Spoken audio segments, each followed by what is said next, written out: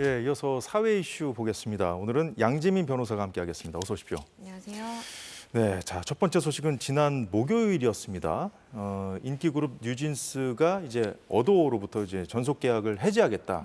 일방적으로 이제 선언을 했잖아요. 그래서 이제 앞으로 이제 법적 공방이 치열해질 것이다 이렇게 보고 있는 상황에서 지난주에 이제 뉴진스가 이제 계약 해지를 선언했던 그 기자회견도 그렇고 그 전에 있었던 그 멤버 한이의 그 국회 출석도 있었죠. 이런 일련의 그 행보들, 뉴진스 멤버들의 행보들 그 뒤에 배후에 민희진 전 대표가 있었다는 보도가 좀 나오면서 또 다른 좀 파문이 좀 일고 있어요.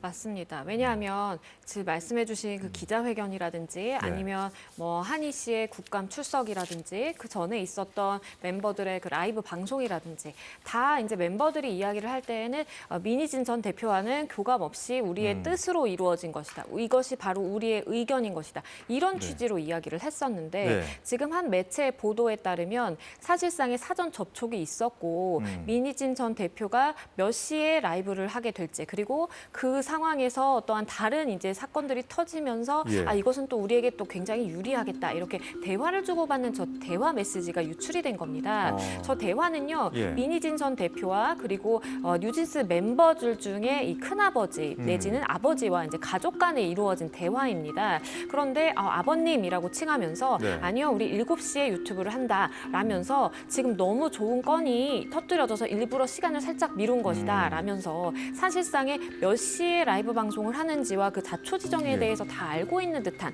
그러한 이제 메시지가 공개되다 보니까 이러한 뉴진스의 행보에 다 민희진 전 대표가 관여하고 개입한 것이 아니냐라는 의혹이 나오고 있습니다. 화면에서 봤던 그 지금 카톡 대화 영상, 지금 뭐 사진도 좀 나오고 있는데요.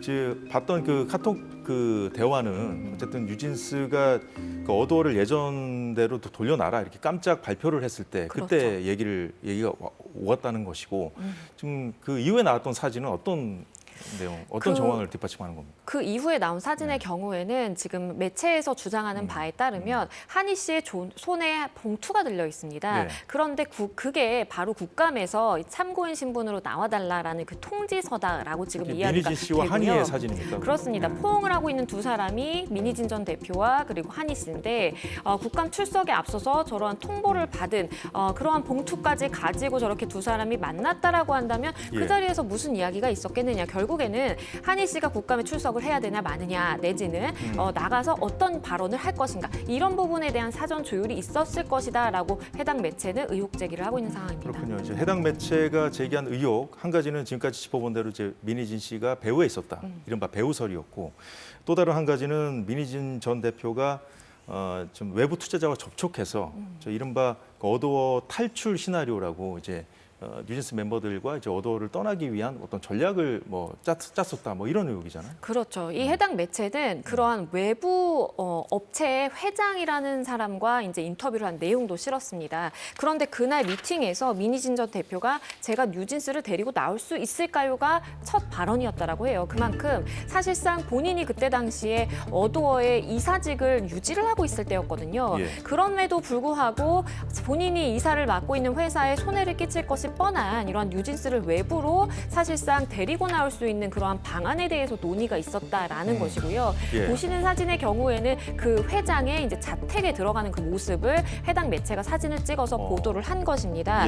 그래서 그때 당시 미팅이 9월 30일이었고요. 10월 2일에 실제 저 해당 회사의 신규 이사가 선임 예고가 되는데요. 그 신규 이사로 선임 예고된 사람들이 민희진 전 대표의 측근이라는 거예요. 이모 씨와 박모 씨인데요. 해당 매체는 이렇게 이야기를 합니다. 만약에 이 미팅에서 사실상의 민희진 전 대표가 사실상 뉴진스를 데리고 나와서 저 회사로 갈 것이 논의되지 않았다라고 한다면 민희진 전 대표의 측근에 대해서 저렇게 이사 선임 예고가 나왔을 리가 없다. 결국에는 어떠한 교감이 있었고 본인이 이사직을 맡고 있을 때 그러한 미팅이 이루어졌다라는 것은 혹시나 템퍼링에 해당할 의혹이 있다라고 이야기를 하고 있습니다. 자, 그렇다면 이런 의혹 제기에 민희진 전 대표는 어떤 입장입니까? 지금 해당 기사를 쓴 기자 2명 그리고 하이브 관계자들까지 고소를 했던데요. 일단은 민희진 전 대표는요. 해당 매체가 본인에게 사실 확인도 하지 않고 이러한 거짓 기사를 실었다라면서 본인의 명예를 훼손했다라고 거짓이라는 주장하고 있습니다. 주장입니까? 맞습니다. 허위 사실에 근거한 보도라고 지금 주장을 하고 있고요. 예. 더불어서 하이브 측 인사 2명도 고소를 진행을 했는데요. 예. 불법적으로 취득한 사적 대화를 저렇게 넘긴 것이다라고 주장을 하고 있습니다. 그러니까 민희진 전 대표 측은 하이브 측에서 이 사적 대화 내용을 좀 빼돌려서 흘렸다는 그렇죠. 그렇게 그런 사실 주장이군요. 그렇죠. 네. 주장을 하고 있는 상황이고요. 당시 기억하시겠지만 과거에 민희진 전 대표를 상대로 예. 감사가 진행됐던 적이 있습니다. 어. 그 내부 감사를 통해서 사실상 불법 취득한 사적 대화인 것인데 그것을 해당 매체에 흘림으로써 사실상의 본인에 대한 의사라든지 사실관계 확인이 없이 이런 허위 보도가 나갔다라고 주장을 하면서 해당 4인에 대해서 고소를 바로 진행했습니다. 그러니까 이제 해당 그 사적 대화 내용의 유출 경로는 이제 하이브 측이다 이렇게 지금 보고 있는 것이고, 근데 이제 디스패치라는 매체가 허위 사실까지 더해서 기사화했다는 것이 민 전 대표 측 주장이잖아요. 그렇습니다. 확인이 가능할까요? 이 부분은 사실상 매체는 본인들이 어쨌든 공익성을 위해서 언론 보도를 한 것이다라고 해서 위법성 조각 사유에 대해서 주장할 가능성이 높아 보이고요. 반면에 민희진 전 대표의 이야기는 어쨌든 하이브가 감사를 통해서 본인의 이러한 메시지, 대화 내용을 획득을 하게 된 것인데 그러한 것이 사실상의 감사의 범위를 벗어나서 사적 대화의 경우에는 감사의 범위에 들어가지 않음에도 불구하고 이렇게 불법적으로 취득한 정보를 외부로 유출을 했다라고 해서 정보통신망법 위반이다라고도 주장을 하고 있는 상황이고요. 예. 거짓인지 여부에 대해서는 사실상 우리 법은 사실에 근거한 명예훼손 역시도 처벌을 할 수가 있는데 문제는 과연 이것이 공익성이 있는 기사인지 공공의 이익을 위해서 보도를 한 것인지 여부가 쟁점이 될 것으로 보입니다. 네, 뭐 하이브 측 그리고 뭐 해당 기자들까지 이제 고소를 한다고 하니까 이제 하이브 측과의 어떤 법정 공방에 어떤 영향을 미칠지도 우리가 지켜봐야겠습니다. 자, 다음 소식 보겠습니다. 다음 소식은 이제 바람 잘 날 없는 대한체육회인데 이기흥 회장이 문화체육관광부의 직무정지 통보에 불복해서 집행정지를 신청하지 않았습니까? 근데 이 부분에 대한 이제 법원의 심문이 지금 현재 40분 전 정부터 지금 이제 시작이 돼서 지금 진행이 되고 있는데 출석을 안 했다고 그래요, 이 회장이. 그렇습니다. 출석을 안 한 상태에서 이루어질 수 있나요, 이 신문이? 네, 일단은 대리인이 선임이 되어 있는 상황이기 때문에 그 이제 변호사가 참석을 했고요. 본인은 이제 출석을 하지 않았습니다. 이 신문 내용은요, 일단은 예. 당사자들끼리 법적으로 굉장히 치열하게 다퉜다라고 지금 전해지고 있는 상황입니다. 그러니까 문체부 측에서는 일단은 비위 행위가 어느 정도 확인이 됐기 때문에 예. 우리가 공공기관 운영법에 따라서 적절하게 직무 정지를 시행을 한 것이다라고 이야기를 한 것이고요. 예. 반면에 이기흥 체육회장의 입장에서는 단순히 의혹만 가지고 나의 직무 정지를 시킨 것이고 이것은 정치적인 것이다라고 지금 주장을 하고 있는 상황이에요. 그렇기 때문에 사실상 양측이 이러한 직무 정지가 돼야 되는 긴급성이라든지 꼭 필요한 필요성에 대해서 극명하게 입장이 나뉘어서 다퉜던 것으로 보이고요. 예. 일단 40분가량 진행이 됐고 12월 10일까지 일단은 양측의 자료를 추가적으로 더 제출을 받아서 이것을 검토하고 결정 내리겠다라고 재판부가 밝혔습니다. 그렇다면 그 이 회장 측 입장은 어쨌든 경찰 수사를 통해서 이제 밝혀진 다음에 직무정지를 하는 것이 맞는 것이지 수사도 하기 전에 직무정지를 하는 것이 맞느냐 뭐 이런 입장이라는 것이군요. 그렇습니다. 그런데 이것은 공공기관 운영법에 따라서요. 사실상 권한이 있는 문체부에서 직무를 계속하는 것이 부적당하다라고 판단이 될 때에는 정지를 시킬 수는 있습니다. 그러니까 근거 법률이 없는 것은 아니에요. 법령에 따라서 한 조치라는 거죠. 그렇습니다. 네. 그런데 만약에 법원에서 이러한 직무 정지를 할 것에 대비를 해서 사실상 이기흥 체육회장에게 큰 손해가 발생할 우려가 있다라든지 아니면 직무 정지를 해야 될 긴급한 필요성이 없다라고 판단이 된다라고 한다면 예. 그러면 사실상 이러한 직무 정지에 대해서 집행 정지를 받아들여줄 가능성도 있는 것이고요.